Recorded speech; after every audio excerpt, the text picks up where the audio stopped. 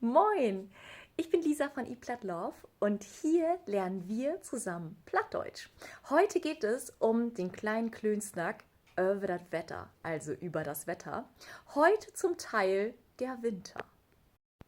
Ob Plattdeutsch der Winter oder, wenn du sagen möchtest, im Winter, Winteröwe oder Winterdorchs. Fangen wir gleich mit dem ersten an, was man wirklich immer sagt im Winter.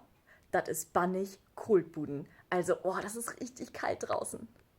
Und dann, wenn das so richtig kalt durch die Jacke durchzieht, dann ist das, oh, was für ein gräsig Wetter. Gräsig ist so, wenn man so die Schultern hochzieht, denkt so, oh, das ist so gräsig, der Buden. Gräsig, ein wunderschönes Wort für schaurig, aber auch für dieses Gefühl von, oh, geht so richtig durch bis ins Mark.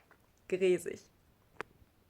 Und wenn der Wind so richtig, richtig pustet, dann pust das Hüt, wird beistig. Beistig ist so, oh, das ist enorm, das ist krass, das ist auch Plattdeutsch. Beistig. Und was darf auf gar keinen Fall fehlen? Das hat sneit. Also man kommt aus der Tür raus am Morgen und sieht plötzlich ist alles weiß. Eins ist witt. Das hat Hütnacht snait. Oder mein Papa hat ja immer gesagt so, Lisa, das gibt Frost von Nacht. Morgen früh musst du kratzen. Staub werden Freude ob. Also, diese Nacht gibt es dann wahrscheinlich Frost. Das gibt Frost von Nacht. Auf Plattdeutsch ist es noch ein bisschen schöner mit Pass op de Straßen ob, Warschow ob de Straßen. Also, mein Liebsten, Warschow ob de Straßen, wenn das glatt ist.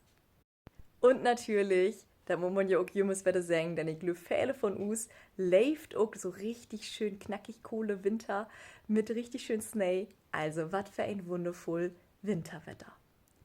Was sagt Skitown Winter? Sind Sie ein Wintertyp? Und was für wörliche Sätze oder so fehlt auch noch, um einen schönen Klönschnack rund um den Winter zu holen? Schrieb mir gleich mal in die Kommentare. Ansonsten, habt ihr noch Bock auf den nächsten Daily, ob Frühjahr, Sommer und Herbst? Schrieb mir das auch gerne mal.